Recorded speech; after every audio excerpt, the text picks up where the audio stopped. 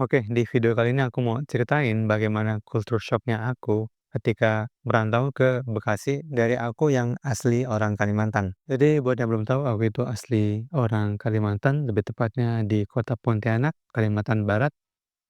Aku TK di sini, SD di Pontianak, MTS di Pontianak, dan SMA-nya aku perantau ke Bekasi dan juga kuliahnya juga di Bekasi. Dan di sana ketika aku beralih dari Pontianak ke Bekasi, banyak perbedaan yang aku kaget dengannya, dan video ini juga terinspirasi dari masa kuliahku dulu.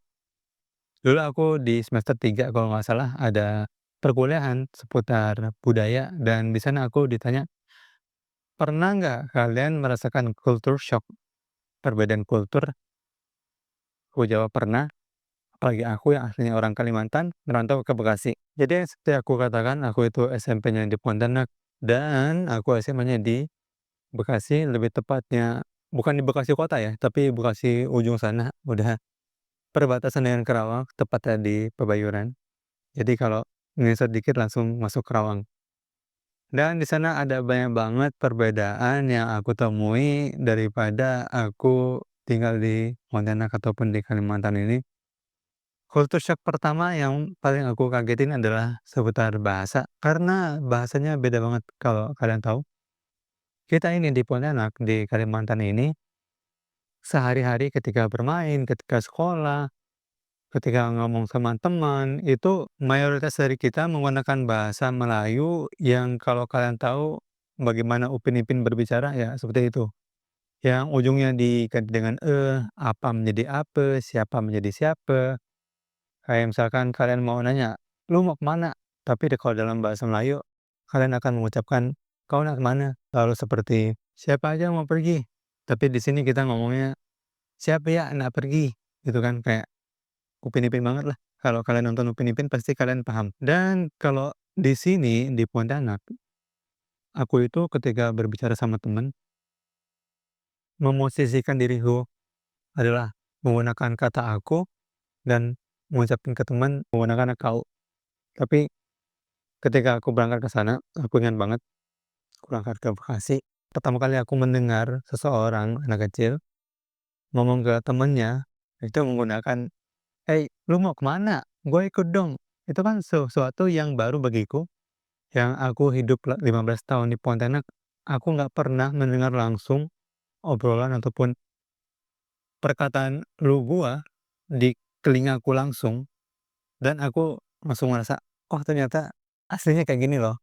Memang benar di sosial media aku sering menemukan orang-orang menggunakan lu gua, tapi kan nggak secara langsung depan mata, tapi di Bekasi aku menyaksikan secara langsung, oh ternyata beneran ada loh yang menggunakan kata lu gua. Dan lama-lama, seiring aku berjalan waktu di sana, aku juga menggunakan kata tersebut ke teman-temanku yang di Bekasi. Dan dari segi logat juga sangat berbeda, karena aku di Melayu di sini 15 tahun, aku nggak pernah menggunakan bahasa yang baku banget seperti aku ngomong di kamar kayak gini. Ini bagiku udah termasuk baku, nggak Melayu banget, karena kalau Melayu aku nggak akan ngomongnya seperti ini. Dan juga banyak dari keluargaku yang mengatakan, "Kau nih bahasanya udah beda," katanya. "Bahasanya udah beda, udah jadi bahasa bahasa orang-orang Bekasi, orang Jakarta." Itu dari segi bahasa. Banyak banyak perbedaan yang membuat aku kaget. Dan juga iya, ada sebuah kalimat atau sebuah kata ketika seseorang dikatakan, "Balak banget lu mainnya." Itu kalau dalam konteks orang Bekasi atau orang Jakarta sebelah sana, kata bala itu artinya kayak rese doang, nyepam doang, nggak guna lu gitu main sini kan. Tapi kalau misalkan di Pontianak sini, kalian menyebutkan kata bala, bala itu artinya jago banget. Misalkan namanya Agus, ada yang nama Agus, "Gus, kamu main bolanya jago banget," ataupun, "Gus, kamu main bolanya bala banget." Jadi bala di sini artinya adalah jago, tapi kalau bala di seberang sana, di Bekasi ataupun di Jakarta artinya nyepam atau rese Bang, gitu kan ya. Itu yang aku, agak kaget sedikit juga. Lalu dari segi transportasi, di Pontianak itu jarang banget transportasi umum, paling kita cuma maksimal itu ada Gokar, Gojek, Grab, Maxim, nggak ada tuh yang namanya KRL, nggak ada yang namanya Angkot kayaknya nggak ada. Ada cuma mungkin cuma beberapa bisa dihitung dengan jari, berbeda dengan aku di Bekasi, angkot itu di mana-mana, bajai ada di mana-mana, bajai nggak banyak sih, tapi ada.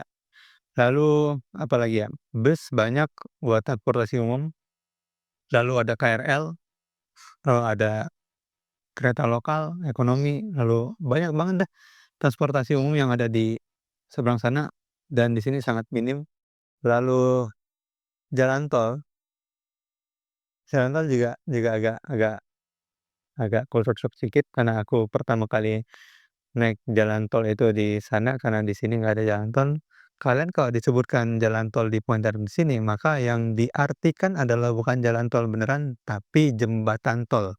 Misalkan kalian diucapin, "Gua mau ke tol satu," maka tol satu di situ artinya adalah, maka aku mau ke jembatan tol yang pertama, karena jembatan tol di sini ada 2.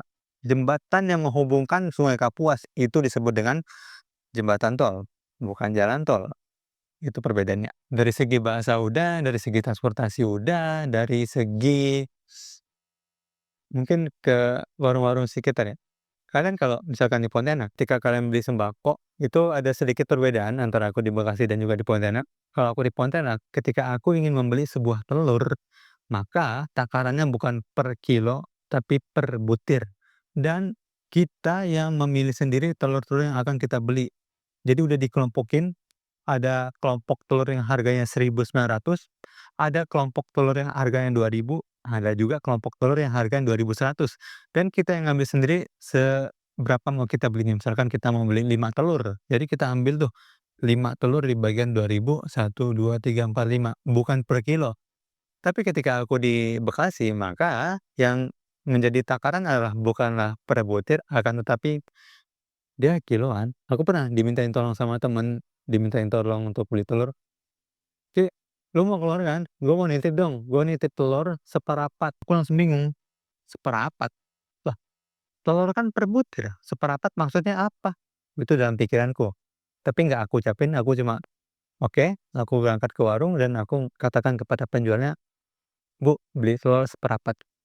Oh, ternyata seperapat adalah seperempat kilo. Oh, ternyata di sini takaran untuk membeli sebuah telur adalah bukan per butir seperti aku di Pontianak, akan tetapi kiloan, bisa seperempat kilo, bisa setengah kilo, bisa 1 kilo, dan itu yang aku kagetkan. Bukan hanya telur, akan tetapi beras juga. Kalau di Pontianak, kalian ketika membeli beras, maka takarannya adalah per kilo.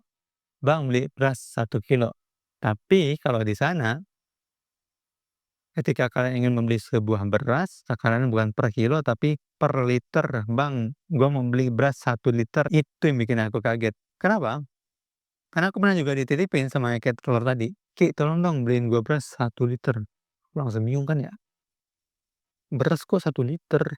Liter kan maksudnya kan di dalam pemikiranku, liter itu ketika kita membeli sebuah yang benda cair seperti bensin, minyak, itu baru literan. Tapi kalau beras 1 liter itu nggak masuk di otakku pada saat itu. Tapi ternyata emang kultur di sana mereka bertransaksi menggunakan liter, bukan menggunakan kilo. Itu tuh dari bahasanya beda, logatnya, ngomong sama teman, lalu transportasinya di sini nggak ada KRL, nggak ada kereta, nggak ada tol, di sana ada dan aku kaget. Lalu ketika bertransaksi beli beberapa sembako yang memiliki takaran yang berbeda, itu menjadi culture shock aku di sana. Oh ya, sama kalau di Bekasi sana untuk kalian berpindah dari kota satu ke kota lainnya itu gampang banget. Kayak misalkan kalian dari Bekasi ke Jakarta, dari Jakarta ke Depok, dari Depok ke Bogor, dari Bogor ke Tangerang, itu gampang banget bisa naik KRL sekali jalan. Tapi kalau di Pontianak, jarak antara kota per kota itu jauh banget. Itu sih bedanya. Lalu apa lagi ya? Kayaknya sampai sini dulu aja kali ya.